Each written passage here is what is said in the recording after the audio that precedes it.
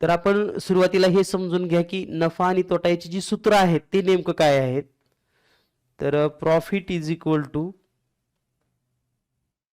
Profit केव्हा होतं, जेव्हा सेलिंग प्राइस ही कॉस्ट प्राइस पेक्षा मोठी असते, म्हणजे विक्री किंमत ही खरेदीपेक्षा मोठी असते. त्यामुळे जर आपल्याला प्रॉफिट काढायचं असेल तर विक्री किंमत म्हणजे सेलिंग प्राइस मधून कॉस्ट प्राइस वजा करावी लागेल. म्हणजेच नफा बरोबर विक्री किंमत वजा खरेदी किंमत. नफा बरोबर काय, विक्री किंमत वजा खरेदी किंमत. आणि जर आपणास लॉस काढायचा असेल तर लॉस केव्हा होतो, जर खरेदी किंमत जास्त असेल आणि विक्री किंमत कमी असेल. त्यामुळे सूत्र लिहिताना तसंच लिहायचं, खरेदी किंमत वजा विक्री किंमत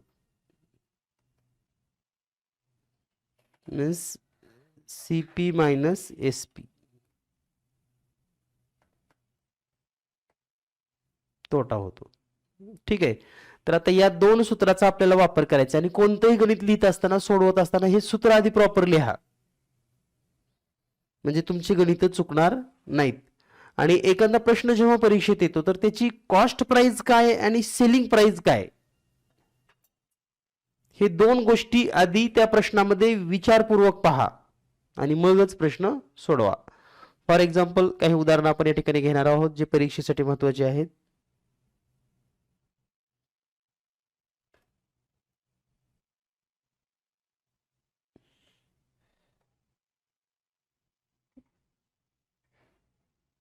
पहा, आकाश purchased a cycle for rupees 3250 and sold it for rupees 2375.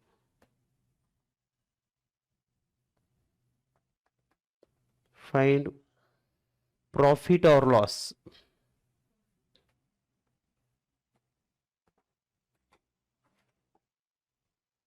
आता पहिल्यांदा हे लक्षात घ्या की काय सांगितलंय, तर सायकल त्याने खरेदी केली, सायकल खरेदी केली 3250 ला व विक्री केली 2375 रुपयाला. तर नफा झाला की तोटा.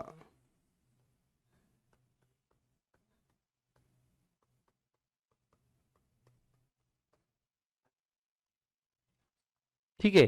तर आता हे लक्षात घ्या की नफा झाला का तोटा झाला हे तर आपल्याला लिहायचंय किंवा समजून घ्यायचंय. परंतु महत्वाचं काय आहे या ठिकाणी, तर महत्वाचा भाग असा आहे की या व्यवहारामध्ये खरेदी किंमत जास्त आहे का विक्री किंमत जास्त आहे.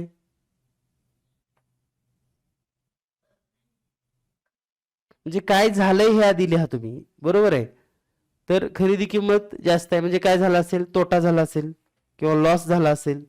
तर तोटा बरोबर काय मग सूत्र, खरेदी किंमत वजा विक्री किंमत, म्हणजे 3250 वजा 2375. तर किती येईल उत्तर,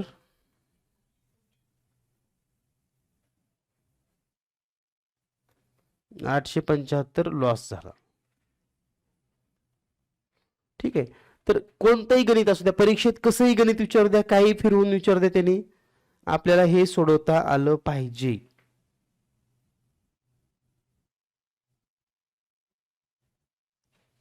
त्यानंतर सपोज एक मोटार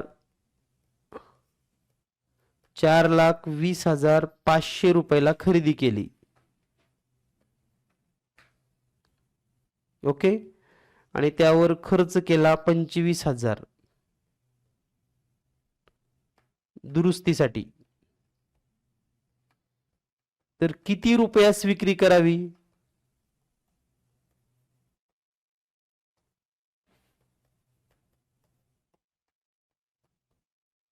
म्हणजे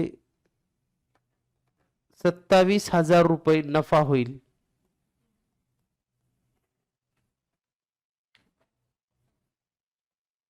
ठीक आहे. म्हणजे काय, अ motorcycle purchased or bought for 4,20,500 and 25,000 for manufacturing or any transport वगैरे असा काही खर्च झाला समजा, तर find the selling price to have 27,000 profit.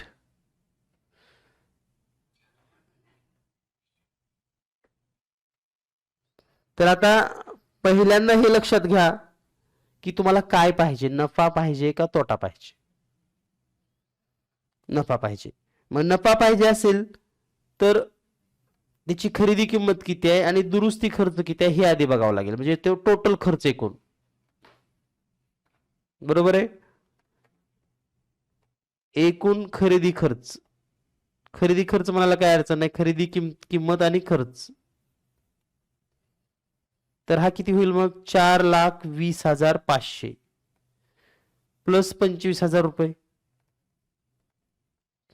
म्हणजे 4,45,500 रुपये. आता आपल्याला काय पाहिजे, नफा पाहिजे. मग काय करावं लागेल, आहे त्या किमतीपेक्षा कमीला विकावं लागेल का जास्तला विकावं लागेल, ही आपण आपल्या मनाला प्रश्न विचारायचा. बघा मी काय म्हणतोय तुम्हाला, एकूण खर्च एवढा झाला कळालं, पण आता मला प्रॉफिट पाहिजे. आणि प्रॉफिट पाहिजे असेल तर खरेदी किंमत आणि खर्च पेक्षा मला जास्त रुपये मिळायला पाहिजेत. जास्त मिळायला पाहिजेत म्हणजे काय करावं लागेल मग, तर यामध्ये तुमचा जो नफा आहे तो मिक्स करावा लागेल 27,000 आणि मग ही वस्तू विकावी लागेल 4,72,500 रुपीजला. बघा मी काय म्हणतो, लक्षात येतं का तुमच्या. आणि ही समज जोपर्यंत तुम्हाला येणार नाही तर तोपर्यंत तुम्हाला या प्रश्नामधलं गमक कळणार नाही. काही मुलं इथं मायनस करू शकतात. हा, जर तुम्हाला तोट्याने विकावं लागली म्हणलं तर तुम्ही वजा करा, पण जर प्रॉफिटने विकायची असेल तर मात्र प्लस करावं लागेल. आता हेच गणित सूत्रानुसार कसं सुटतं पहा. सूत्रानुसार नफ्याचं सूत्र लिहा, नफा बरोबर विक्री किंमत वजा खरेदी किंमत, म्हणजे खर्चासही खरेदी किंमत. मग त्याच्या किमती ठेवा. नफा किती आहे 25,000, विक्री किंमत शोधायची आहे, वजा खरेदी किंमत किती आहे 4,45,500. आता कोणाची किंमत काढायची आपल्याला, विक्री किंमत शोधायची आहे, बरोबर आहे ही. मग हे वजा जे आहे ते इकडल्या बाजूला घ्या, म्हणजे ही तर विक्री किंमत जशाला तशी राहील, हे विक्री किंमत आणि हे 25,000 प्लस 4,45,500 बेरीज करा, 4,72,500 बरोबर सेलिंग प्राइस, विक्री किंमत. म्हणजे तुम्ही, हा नफा 27,000 आहे ना, ओके. तर कुठल्याही पद्धतीने तुम्ही असं तोंडी जरी विचार केलात किंवा माइंड मध्ये जरी विचार केला तरी तुम्हाला कॅल्क्युलेशन करता येतील, किंवा सूत्र लिहिलात तरी मग सूत्राचा वापर तुम्हाला करावा लागेल. आणि कधी कधी परीक्षेत आपल्याला असं सूत्र असेल तरच बरोबर वाटतं. हेच सूत्र तुम्ही असं पण लिहू शकतात, ती खरेदी किंमत इकडे घ्या आणि नफा तिकडे टाका. तर हे आपल्याला कळलं पाहिजे की हे काय बदल केलेत सूत्रामध्ये. कारण पहा आता या ठिकाणी नफा बरोबर विक्री किंमत म्हणजे सेलिंग प्राइस मायनस खरेदी किंमत, हे पण एक सूत्र आहे आणि हे बरोबर आहे.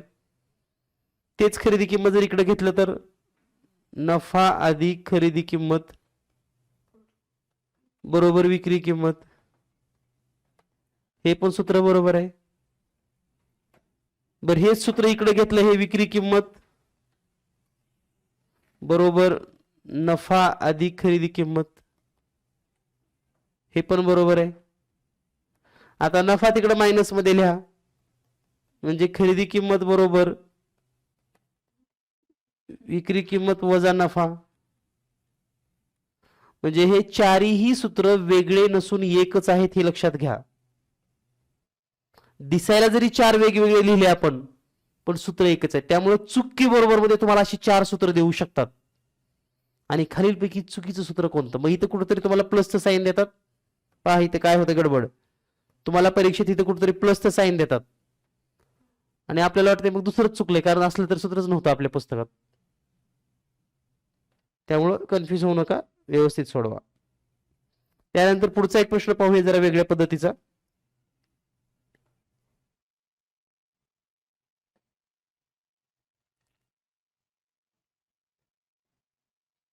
Ramu purchased 45 liter milk at the rate of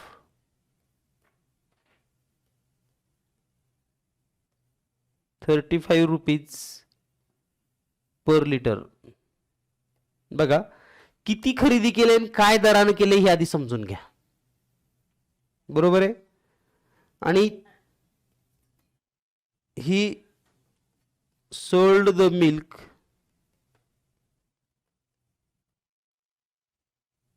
for or with profit 350 rupees. Find SP of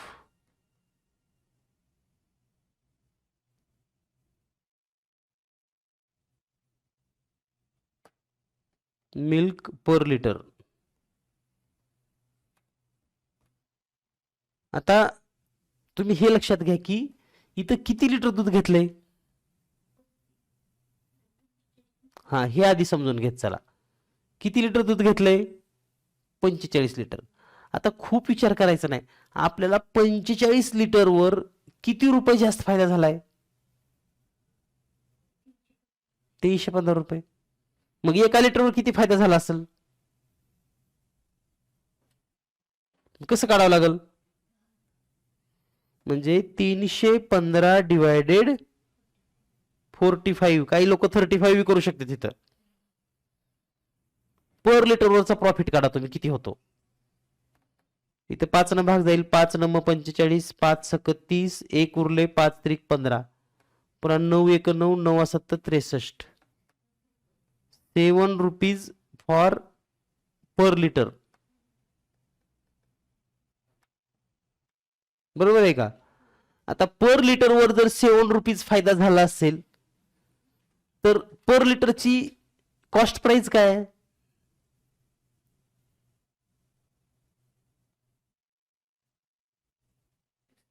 35. Selling price काय ठेवावी लागेल आता? प्रत्येक लिटरवर 7 रुपये फायदा व्हायला लागला आपला. हा त्यामुळे आपण खूप विचार करायचा ना. आपण हे विचार करायचा की एकूण कितीला विकायचं आहे, किती प्रॉफिट पाहिजे आपल्याला, कितीवर प्रॉफिट पाहिजे. असं जर सोडवला तर तुम्हाला लगेच लक्षात येईल की जे सेलिंग प्राइस आहे, सेलिंग प्राइस तर ते 35 प्लस 7 42 रुपीज. आणि हे सूत्र आपण आताच बघितले. पहा या ठिकाणीच आहे का, विक्री किंमत बरोबर नफा आणि खरेदी किंमतीची बेरीज करावी लागते. ठीक आहे. तर असे प्रश्न जर आपण काळजीपूर्वक सोडवले तर आपले प्रश्न कधीही चुकणार नाहीत.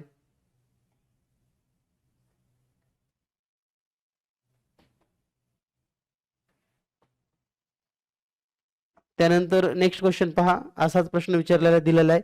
अशा प्रश्नामध्ये तुमच्या चुका होऊ शकतात. Manish sold 52 litre milk for rupees 2184. याचा अर्थ काय झाला आधी हे तुम्ही मनातल्या मनात ठरवत जाओ की याचा अर्थ काय होतो. 32 लिटर मिल्क त्याने 2184 रुपयाला विकलं. बरोबर आहे. ओके. आणि यामध्ये त्याला प्रॉफिट जो मिळालाय प्रॉफिट, तर तो आहे 364 rupees. Then cost price for milk per litre किती असेल?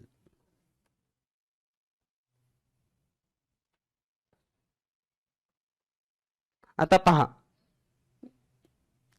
तुम्हाला सेलिंग प्राइस माहिती आहे, किती लिटरची माहिती आहे? 52 लिटरची. प्रॉफिट माहिती आहे किती झालं? 364. मग 52 लिटरची सीपी काय असेल? खरेदी किंमत किती असेल? आपण मनाला विचारायचे प्रश्न असे, तर काय करावं लागेल? CP is equal to SP minus profit, म्हणजेच 2184 हे विकल्यानंतर विकलेली किंमत आहे आणि प्रॉफिट झाले 364. म्हणजे प्रॉफिट बी ह्याच्यातच मिक्स करून सांगितलं गेलेलं असतंय. प्रॉफिट सेपरेट नाही, एवढ्याला विकल्यावर एवढं प्रॉफिट झालंय, म्हणून याच्यातून वजा करावं लागेल 364 रुपीज. 4 मधून 4 गेले 0, 8 मधून 6 गेले 2, 11 मधून 3 गेले 8 आणि हे 1, 1820 रुपये. ही काय आहे? सीपी. इथे तुमचा अजून गोंधळ व्हायला लागला की प्लस करायचं का मायनस? आपण साधा विचार करा ना, मी एक वस्तू 12 रुपयाला विकल्यावर मला 2 रुपये नफा व्हायला लागलाय. बघा मी काय म्हणतोय तुम्हाला, when I sold a pen for 12 rupees I have 2 rupees profit. म्हणजे 12 ला विकून त्याच्यातच माझे 2 रुपये नफ्याचे आहेत. म्हणजे ते 2 रुपये जास्त झालेत, ते कशाचे आहेत? नफ्याचे. ते 2 मायनस करा म्हणजे आपल्याला कॉस्ट प्राइस मिळेल. तसं या ठिकाणी 364 हा प्रॉफिट होतोय आपल्याला. आणि हा जर प्रॉफिट असेल तर मग कॉस्ट प्राइस किती? 1820. ही किती लिटरची आहे कॉस्ट प्राइस टोटल? तर ही 52 लिटरची कॉस्ट प्राइस आहे. आणि म्हणून पर लिटर काढायचं असेल तर 1820 भागिले 52 करावं लागेल.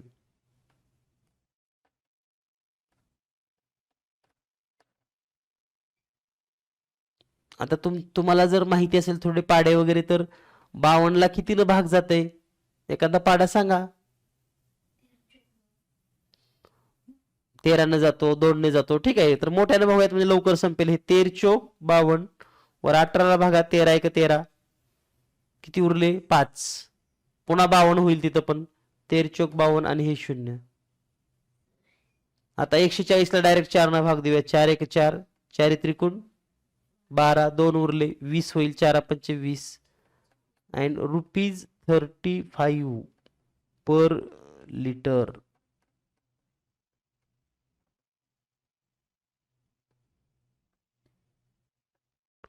Rupees 35 per litre. तर या पद्धतीने आपण हा प्रश्न सोडवू शकतात. काही असू द्या, लक्षात घ्या. आता साधं गणित जर तुम्हाला परीक्षेमध्ये असं आलं,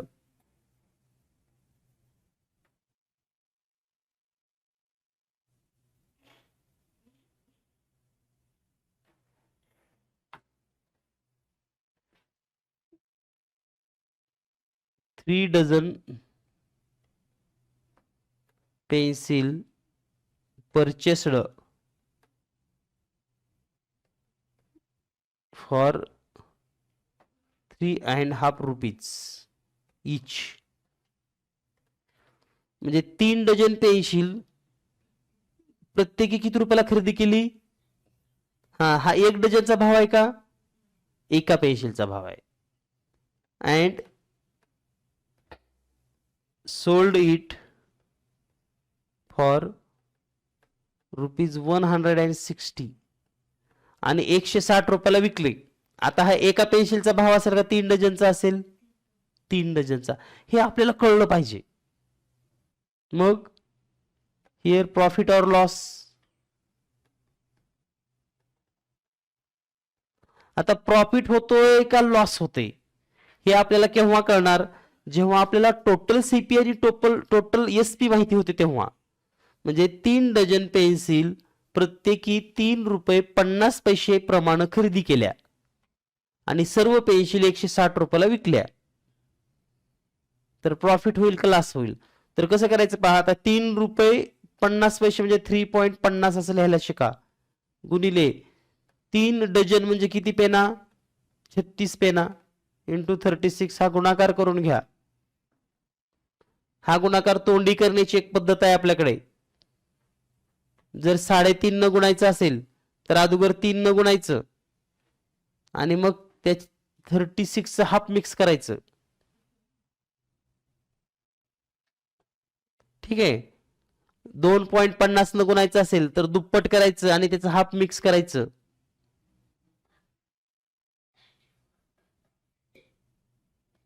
ओके, किती रुपये झाला गुणाकार हा, तर हा गुणाकार येईल 126 रुपीज. किती येईल, 126 रुपीज. ही काय आहे, कॉस्ट प्राइस. आणि सीपी किती आहे, सॉरी एसपी किती आहे, 160 रुपीज. मग एसपी मोठी आहे म्हणजे प्रॉफिट झाला असेल, आणि प्रॉफिट किती मग 160 मायनस 126, आणि या ठिकाणी हे मायनस केलं तर हे होईल 34 रुपीज.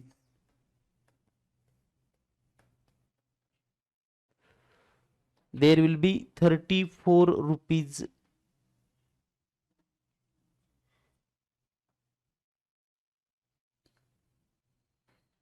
तर अशा पद्धतीने आपल्याला हे प्रश्न सोडवता येतील.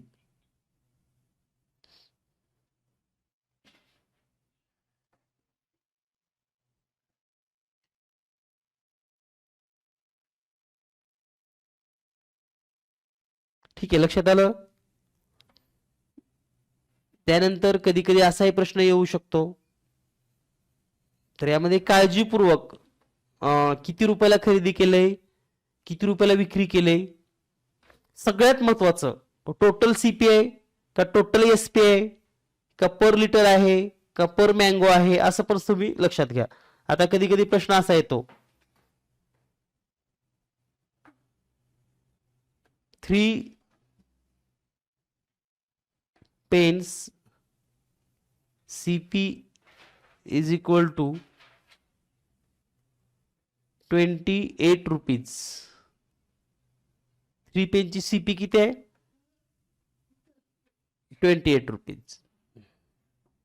If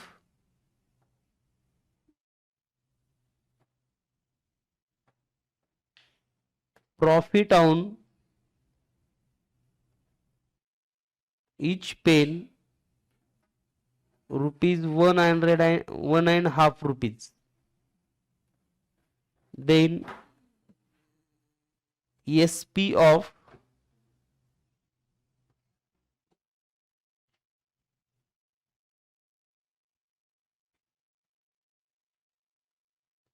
or then find SP of 3 pen. तर 3 पेनची एसपी किती असेल बघा, 3 पेनची खरेदी किंमत आहे 28 रुपये. 3 पेनची खरेदी किंमत 28 रुपये आणि प्रत्येक पेनवर 1 रुपया 50 पैसे नफा पाहिजे.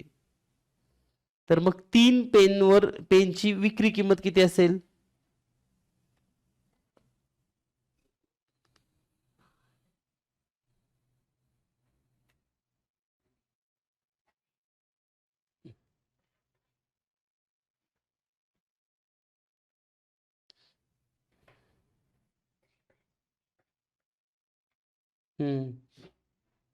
थ्री पेन म्हणजे टोटल एसपी, तीनही पेनाची मिळून एकत्र सांगा कितीला विकाव्या पेना. म्हणजे प्रत्येक पेनवर 1 रुपया 50 पैसे नफा होईल. किती आला आन्सर, ओके लवकर घ्या. त्यानंतर आपल्याला मग सिंपल इंटरेस्ट पाहायचा आहे. सिंपल इंटरेस्ट अतिशय सोपा आहे, कारण एकच सूत्र जर आपण लक्षात ठेवलात तर सिंपल इंटरेस्टला लगेच कळेल. ओके.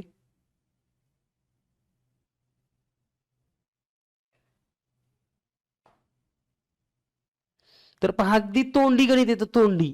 एका पेनवर किती रुपये नफा पाहिजे?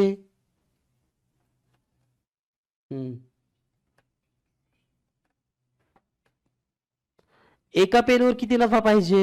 एवढा. For 1 pen. मग फॉर 3 पेन किती रुपये प्रॉफिट होईल? याला 3 नको ना? 1.5 रुपये आणि 1.5 रुपये, 3 रुपये झाले, पुन्हा 1.5 रुपये म्हणजे 4 रुपये 50 पैसे झाले. 4 रुपये 50 पैसे नफा पाहिजे.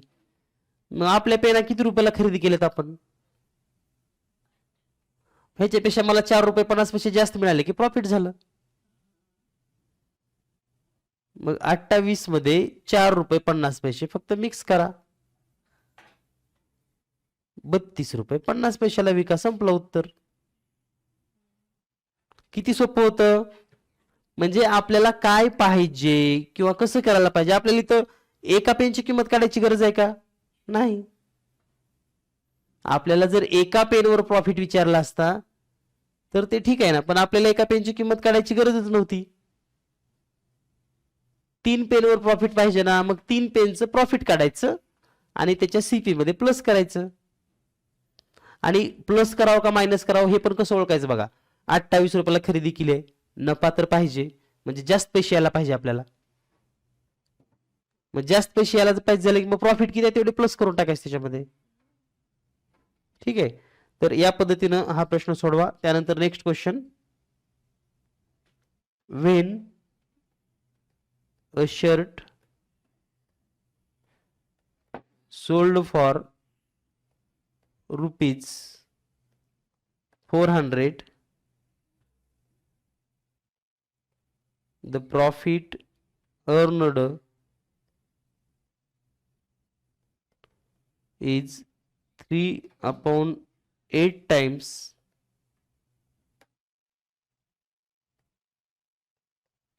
the selling price.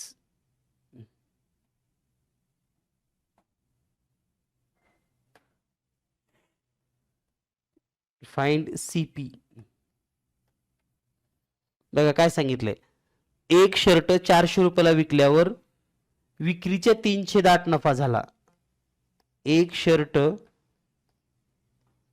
400 रुपयास विक्री करून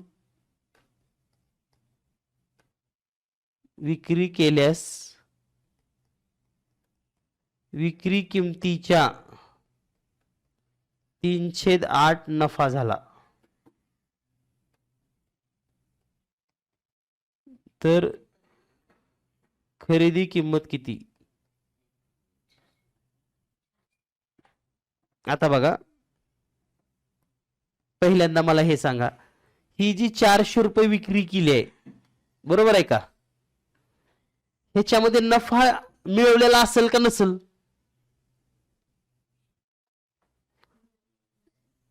विक्री केली ना, मग मिळवून केला असेल का न मिळवताच केला असेल? म्हणजे एखादी वस्तू विक्री केली म्हणजे किंमत ऍड करूनच असणार त्याच्यामध्ये. म्हणजे 400 रुपये मध्ये नफा पण मिळवलाय. बरोबर आहे. बर, नफा किती झालाय? नफा बरोबर विक्रीच्या 308. मग विक्री किती आहे? 400 रुपये. त्याच्या 308 करा. किती रुपये नफा झाला? हा, आता मला सांगा, हा नफा 400 रुपये मिक्स केलेला असेल का नसेल? मग कितीला विकावी लागेल वस्तू? 400 आणि 150 550 ला विकावी लागेल का? विक्री केली की इथं ऑलरेडी. 400 ला विक्री केली याचा अर्थ बघा, विक्री किमतीमध्ये काय काय असतंय? खरेदी किंमत आणि नफा यांची बेरीज, ही दोन्ही एकत्र करूनच विक्री करते.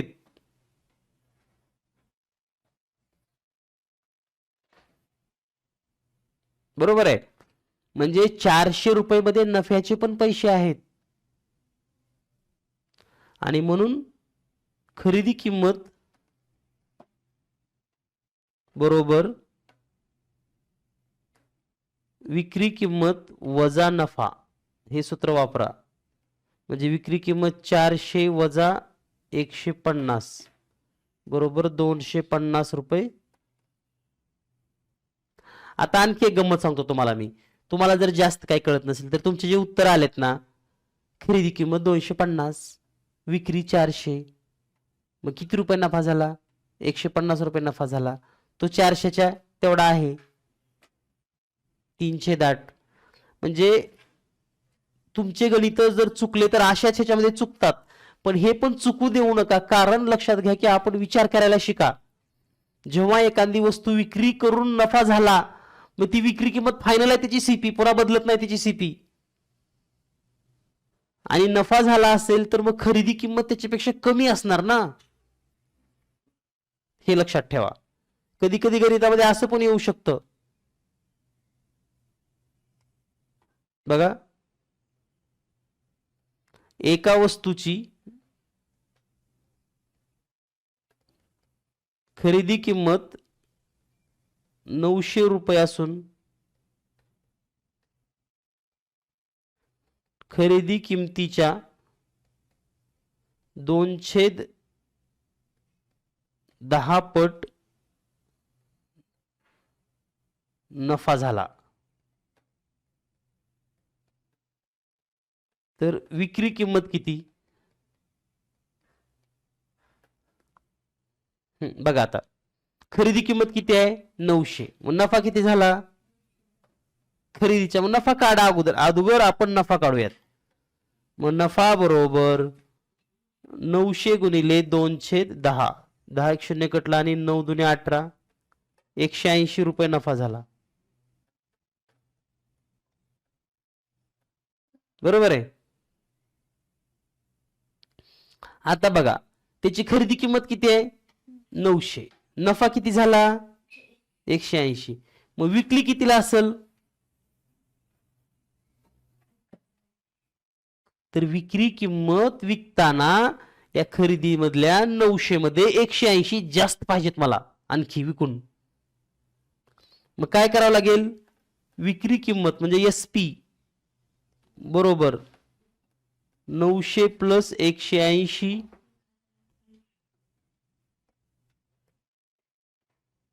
बरोबर 1080 रुपये. 1080 रुपये.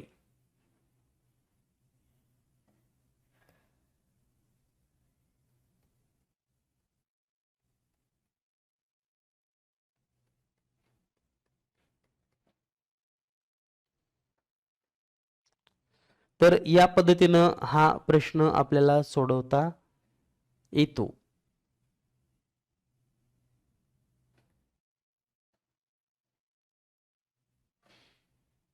ठीक आहे. यानंतर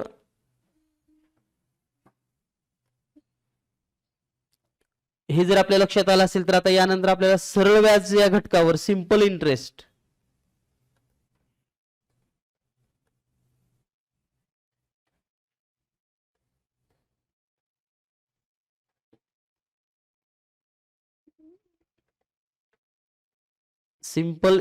या घटकावर माहिती घ्यायची आहे, म्हणजेच सरळ व्याज.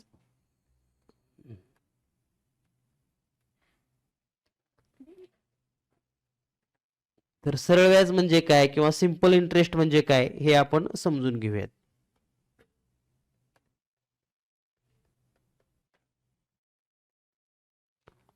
ठीक आहे.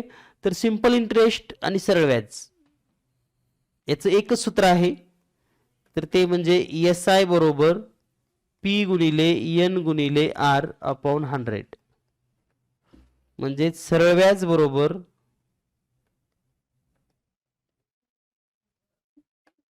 मुद्दल म गुणिले दर द गुणिले क म्हणजे कालावधी भागिले 100. तर ह्या एका सूत्राचा वापर करून तुम्ही कोणतंही उदाहरण सोडवू शकतात. आणि यामध्ये आणखी एक सूत्र आपल्याला माहिती असते, अमाऊंट बरोबर SI प्लस प्रिन्सिपल, त्यालाच आपण रास म्हणतो. रास बरोबर सरळ व्याज प्लस मुद्दल. रास बरोबर सरळ व्याज अधिक मुद्दल. या पद्धतीने आपल्याला हे लक्षात ठेवावं लागेल. तर यानंतर आपण पुढची माहिती पाहूयात. तर पहा, आता कोणत्याही गणितामध्ये आपल्याला ह्या गोष्टी कळल्या पाहिजेत की मुद्दल किती आहे, दर किती आहे, नंबर ऑफ इयर किती आहेत, आणि आपल्याला सिंपल इंटरेस्ट विचारले का रास विचारले. For example, direct simple interest विचारलं तर असतं आपण तर सूत्र काढू शकतो, पण रास विचारले असेल समजा तर आपल्याला रास पण डायरेक्ट शोधता येते, आणि किमान 2 प्रश्न या प्रकरणावरचे असतात. अमाऊंट, ठीक आहे, टोटल अमाऊंट किती पाहिजे वगैरे असे जे प्रश्न असतात तर त्यावेळेस लक्षात ठेवा.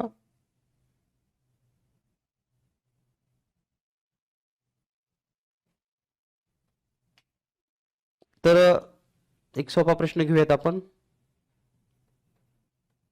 Raju gave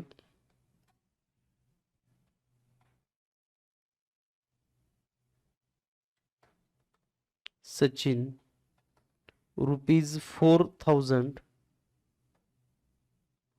on simple interest. म्हणजे राजूने काय केलं, 4,000 रुपये सचिनला दिले.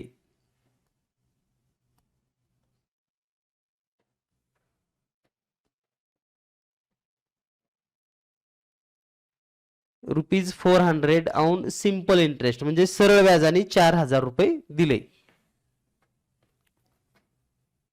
For 2 years with 8% PCPA. Find SP. Simple interest आपल्या, हो सॉरी, SI फाइंड आउट करायचं आहे. तर SI बरोबर काय सूत्र आहे मग, SI बरोबर P गुणिले N गुणिले R भागिले 100. मग P किती आहे, 4,000 रुपये. नंबर ऑफ इयर किती आहे, 2. रेट किती आहे, 8 डिवायडेड 100.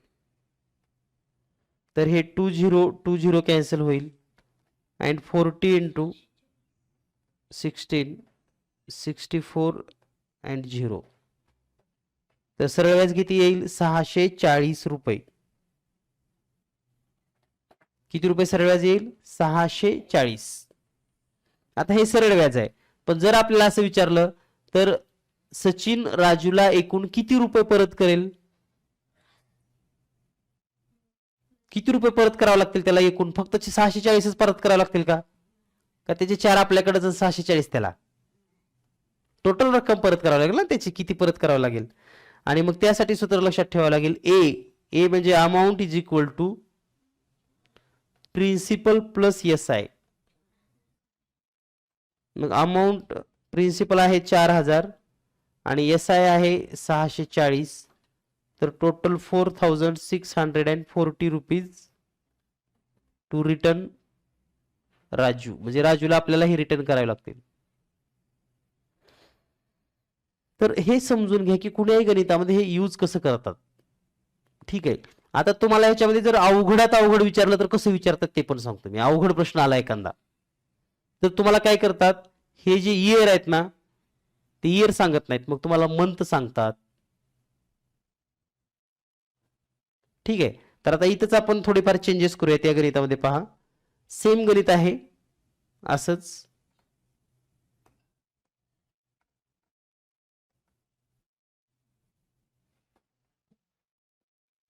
तर बदल काय करतोय पहा आपण, फॉर 6 months विथ 10 PCPA 10%, 10%. तर आता कसं सोडवणार बघा, P तर 4,000 आहे ऑलरेडी.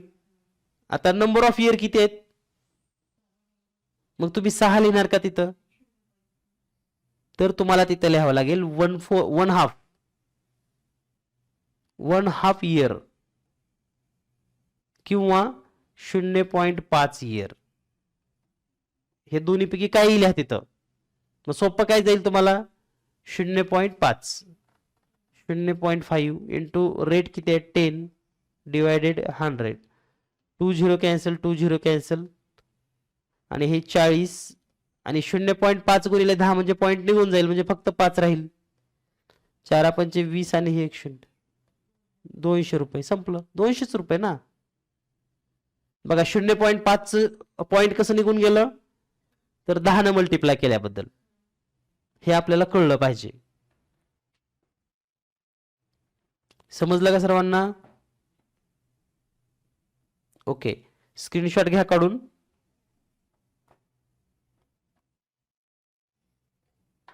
यानंतर आता याच गणितामध्ये अजून काही बदल करूयात आपण.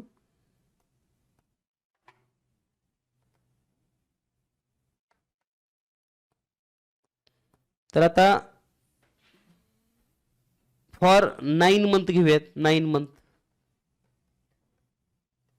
With the rate of 5 PCPA.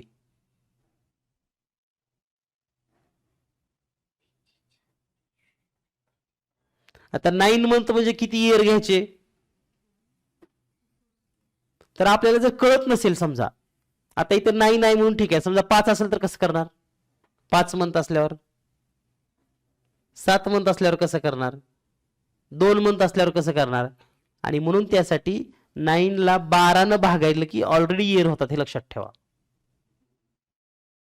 Year करायचं म्हणजे काय, एक इयर मध्ये किती मंथ आहेत 12, तर त्याला 9/12 असं लिहिलं तरी चालेल. याला जर तुम्ही सिम्प्लिफाय केलात तर 3/4 लिहिलं तरी चालेल. त्याला तुम्ही डिजिट मध्ये घेतलात पॉइंट मध्ये तर 0.75 लिहिलं तरी चालेल. या तिन्हीपैकी काय लिहायचंय ते लिहा आणि सोडवा. ठीक आहे. तर काय होईल पहा, पी किती आहे 4000, एन किती येईल मग 0.75, रेट किती असेल 5 छेदामध्ये 100. आता काय करा, 100 न लगेच भागू नका पटकन. तर अगोदर ह्या 75 चे पॉइंट घालवण्यासाठी ह्या 4000 चे 2 शून्य कमी लिहा. मग काय होईल, हे 40 गुणिले 75 गुणिले 5 भागिले 100, जशाला तसंच ठेवले. बघा लक्षात घ्या, आपण शून्य कट केलेले नाहीत. तर 75 चे 2 पॉइंट घालवलेत आणि त्यासाठी 4000 चे 2 शून्य कमी लिहिलेत. आता आपण भाग देऊयात, काय द्यायचा तो 100 ला, किंवा आता 1 शून्य कमी करा, 1 शून्य कमी झालं, 1 शून्य कमी झालं.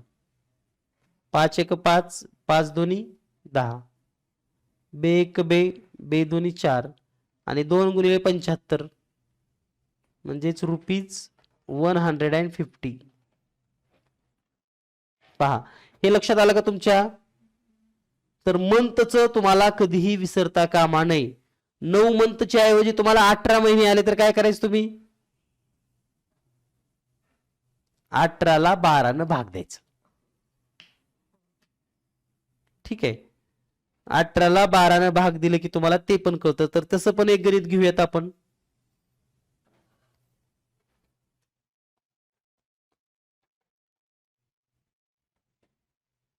मुद्दल पण बदलू आता थोडं. समजा मुद्दल आहे 12,000 रुपये आणि महिने आहेत समजा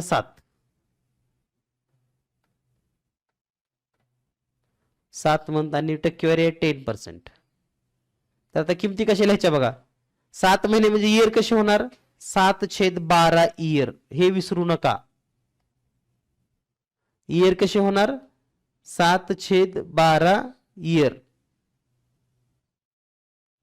आणि मग काय होईल, प्रिन्सिपल किती आहे 12,000 गुणिले एन म्हणजे किती, ह्याला भाग देऊ नका, 7/12 असंच लिहा आणि गुणिले 10% छेदामध्ये 100. आता आणखी किती आहे तुम्हाला माहिती देतो तुमच्यासाठी खास. तर जर समजा न्यूमिनेटरलाच 12/7 असेल, 7/12 असेल, तर याचा डिनोमिनेटर पण खालीच घ्यायचा असतो. म्हणजे किती होईल मग, हे 12,000 इंटू 7 इंटू 10 आणि हे 100 इंटू 12. आलं लक्षात. म्हणजे दोन्ही न्यूमिनेटर खालीच येतात हे लक्षात ठेवायचं कधी पण. सॉरी, डिनोमिनेटर हे दोन्ही पण खालीच राहणार. मग ह्या 7चा डिनोमिनेटर कोण आहे, 12, म्हणजे छेद 7चा छेद 12 तो पण छेदामध्येच येणार खाली. आणि मग आता हे कॅल्क्युलेशन तुम्ही करू शकता तोंडी. 12 1 12, 12 1 12 आणि हे 1 2 3 0. त्यानंतर हे 2 0 आणि इथले 2 0 कट करा. मग 10 गुणिले 7 गुणिले 10 म्हणजे थोडक्यात 7 वर 2 0 द्या, संपला विषय. 700 रुपये आपल्याला सिंपल इंटरेस्ट मिळेल. तर या पद्धतीने जर तुम्ही प्रश्न सोडवलात तर खूप लवकर प्रश्न सुटतात. तर तुम्हाला हा एक आता म्हणजे कन्सेप्ट क्लिअर झाला. कोणता कन्सेप्ट क्लिअर झाला, की जर समजा महिने दिले, दिवस दिले तर कसं करचाल बरं. दिवसच दिले तुम्हाला, एवढ्या दिवसाचं 200 दिवसाचं सरळ व्याज किती, तर त्याला काय करायचं, डायरेक्ट 365 गुणून टाकायचं, भागून टाकायचं.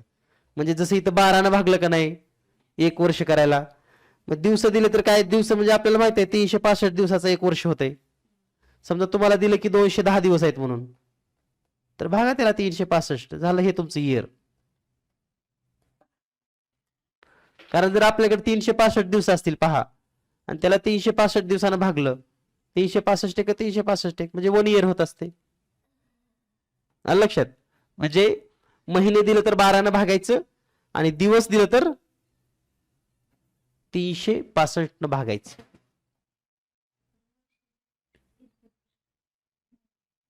ठीक आहे, वर्ष तर ऑलरेडी असतातच. आता या गणितामध्ये आपण फक्त सिंपल इंटरेस्ट काढायला शिकले. आता बघा सिंपल इंटरेस्ट, आता वेगवेगळी सूत्र आहेत. आता एक पुढचं गणित पाहूया आपण.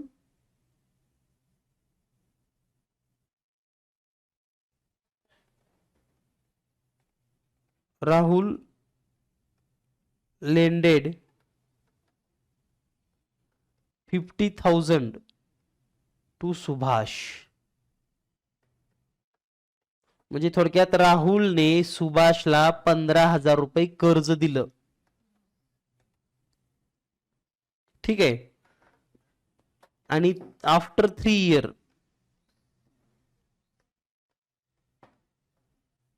3 year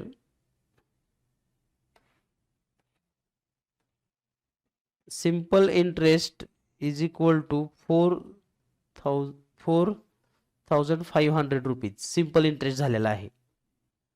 then find rate. Rate काय असेल, तर आता रेटचं सूत्र तुम्हाला माहिती आहे का, डायरेक्ट रेटचं नाही शिकवलेलं तुम्हाला रेटचं सूत्र, बरोबर आहे. मग तेच सूत्र लिहा, simple interest is equal to P into N into R upon 100. आणि सिंपल इंटरेस्ट किती दिलं या ठिकाणी, 4,500 रुपये. तर हे 4,500 रुपये लिहा.